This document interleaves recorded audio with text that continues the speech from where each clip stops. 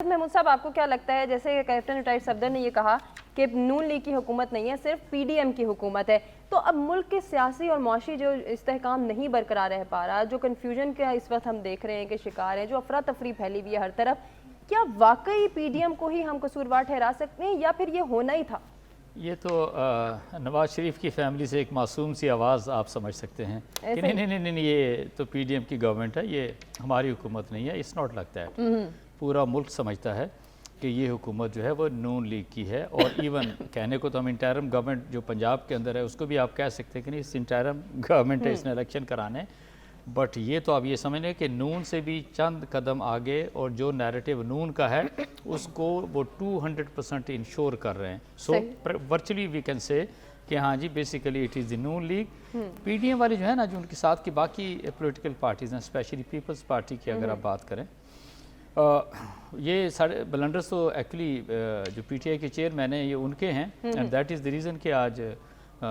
بلاول زرداری جو ہے he is the foreign minister. And I can assure you یہ ملک اگر اسی بہتر طریقے سے اس سے پہلے جیسے چل رہا تھا تو میرا خیال ہے کہ کبھی بھی چانس نہ ملتا کہ Bilawal Zardari would have been the foreign minister of this country. تو پیپلز پارٹی کی تو لاٹری نکلی ہے. پیپلز پارٹی کو لیں، فضل الرحمان کی پارٹی کو لے لیں، یہ باقی جو دوسرے ایک لحاظ سے ممبر ہیں. دوسری بات میں آپ سے یہ کہوں کہ جو کچھ بھی اس وقت ملک کے اندر ہو رہا ہے، جیسے نصرت مرزا صاحب نے بات کی ہے، ڈالر کو لے لیں، پیٹرول کو لے لیں، مہنگائی کو باقی لے لیں، آٹا جس طریقے سے ہے، سرٹلی جو حکومت وقت فیڈرل گورنمنٹ ہوتی ہے اور اس کے ساتھ سرٹلی پنجاب آلموسٹ کو 55% آتا ہے پاکستان کا،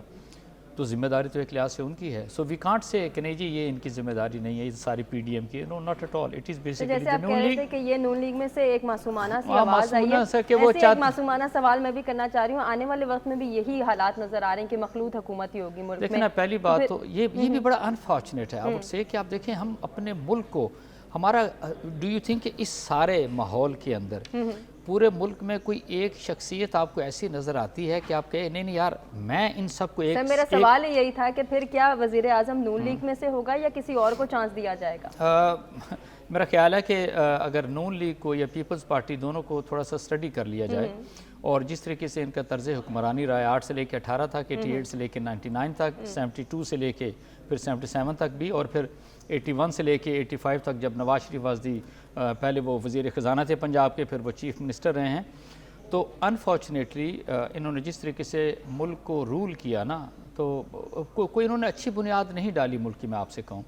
ہم بہت، ہمارے اندر بڑی صلاحیتیں تھیں، ہمارے لوگوں کا بڑا آئی کیو لیول بڑا ہائی تھا،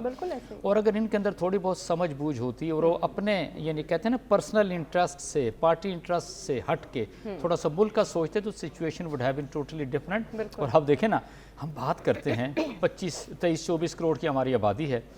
فارغ ریزرو کتنے ہیں 4.2 4.5 بلین کے. آپ نے اگلے جون تک آپ نے آلموسٹ کو $25 بلین ادا کرنے ہیں.